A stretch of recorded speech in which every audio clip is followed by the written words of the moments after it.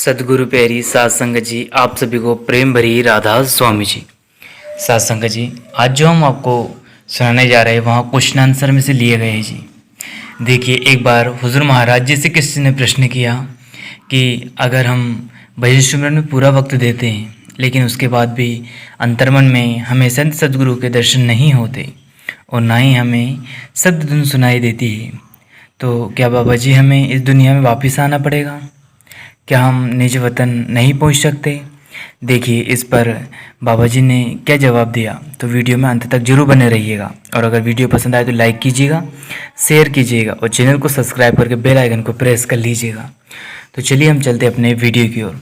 सत्संग जी, एक बार हुए क्वेश्चन आंसर प्रोग्राम में हुजूर महाराज जी से किसी ने पूछा कि बाबा जी, अगर हम अपना भजन सिमरन में पूरे 2.5 घंटे का वक्त पूरी ईमानदारी से देते हैं लेकिन हमने इसके बाद भी ना तो कोई आपका नूरी स्वरूप दिखाई देता है और ना ही प्रकाश दिखाई देता है और ना ही हमें जब भजन सिमरन में बैठते हैं तो शब्द धुन सुनाई देती है, तो क्या हमें संसार में वापस आना पड़ेगा? सत्संग जी, इस पर प्यारे बाबा जी ने बहुत सुंदर जवाब दिया, सुनिएगा।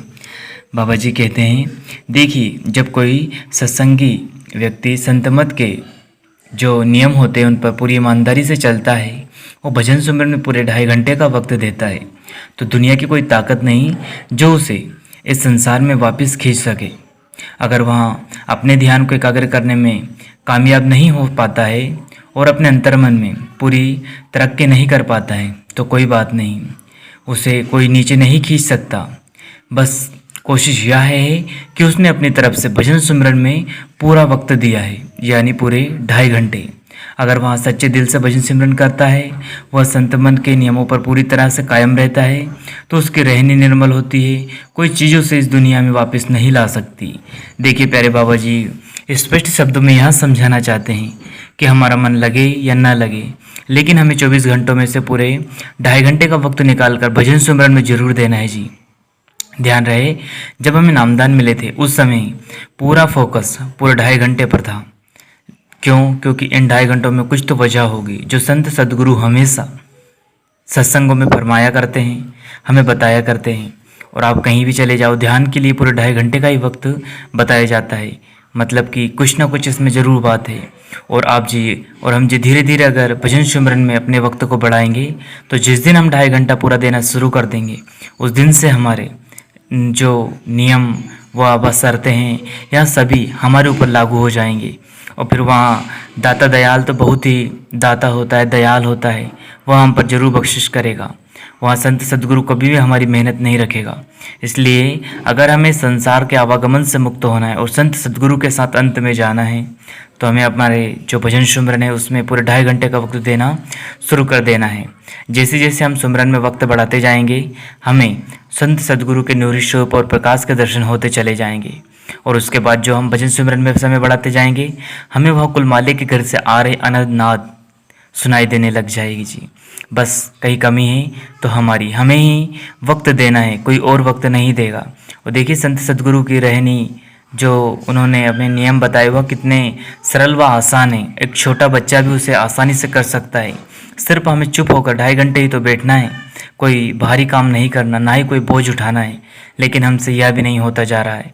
सत्संग जी, यहाँ सभी देखकर हमारे संत सदगुरु बड़े ही दुखी होते हैं। वह कहते हैं कि दुनियादारी जो इस संसार में उलझे हुए लोग हैं वह कहाँ भटक रहे हैं, आए थे मुक्ति के लिए लेकिन इस जंजाल में उलझ कर रह गए। सत्संग जी, देखिए, जब संत सदगुरु हमें नामदान देते हैं उसी समय हमारे अंदर आकर बैठ जाते हैं, लेकिन हम क्या है इस दुनिया में उलझ कर उन्हें भूले बैठे हैं और बाहर उन्हें ढूंढ रहे हैं। देखिए, जब भी हमें संत सदगुरु के दर्शन होंगे, उस कुल मालिक के दर्शन होंगे, स्वयं के अंदर होंगे, वह खजाना हमारे अंदर है, कहीं बाहर नहीं। अब ढूंढना भी हमें अंदर है, बाहर नहीं। उसके लिए हमें कुछ नहीं करना, सबसे आसान तरीका है सुबह अमृत वेले उठकर या जब आपका दिल चाहे, जब अच्छा लगे आपको, उस समय आपको भजन सिमरन में 2.5 घंटे देना है। आप प्रेम पूर्वक बैठिए, उस कुल मालिक की रहमत को देखिए, वह दाता दयाल है, एक न एक दिन हमें अंतर्मन में आकर जरूर दर्शन देगा और वह शब्द धुन भी सुनाई देगी। सत्संग जी, इस बात का विशेष ध्यान रखें, अगर अनंत नाद सुनना है तो आपको भजन में जरूर बैठना है। हम क्या करते हैं, सिमरन में 2-2.5 घंटे देकर और उठ जाते हैं। देखिए, सिमरन का एक अपना दरिया है और भजन का एक अपना जरिया है। सिमरन हमारे मन को काबू करता है, जबकि अगर मुक्ति अगर पाना है और संत सदगुरु के निज वतन पहुंचना है तो हमें भजन सिमरन में दोनों में बैठना है। भजन में पूरा आधे घंटे से ऊपर का वक्त दे, धीरे धीरे वक्त बढ़ाते जाएं, तब जाके कहीं शब्द धुन सुनाई देगी जी। और जिस दिन आपको शब्द धुन सुनाई देने लग जाए, आप जान और मान लेना कि आज ही से आपके ऊपर संत सदगुरु मेहरबानी कर दी, क्योंकि बड़े ही विरले लोग होते हैं जिनके अंदर वह शब्द धुन सुनाई देती है। लेकिन अगर हमारे मन में शब्द धुन नहीं सुनाई देती और प्रकाश नहीं दिखाई देता तो हमें दुखी नहीं होना है। देखिए, उस कुल मालिक की जिस पर दया होती है उसी को यहाँ सब कुछ मिल पाता है। लेकिन हम यह तो विश्वास कर ले कि हम भी उसके लायक हैं, तभी उसने नामदान दिए है। हमें भी धीरे धीरे हमारे जो कर्मों की मेल है उसे उतारते हुए सुमिरन करते हुए आगे बढ़ना है। एक दिन हमें भी शब्द धुन सुनाई देने लग जाएगी जी। इसी के साथ अपनी वाणी को विराम देते हैं, फिर मिलते हैं किसी और वीडियो में। तब तक आप जी अपना और अपनों का ध्यान दीजिए। शुक्रिया। अंत में आप सभी को प्रेम भरी राधा स्वामी जी। अगर वीडियो पसंद आया तो लाइक कीजिएगा, शेयर कीजिएगा और चैनल को सब्सक्राइब करके बेल आइकन को प्रेस कर लीजिएगा। धन्यवाद।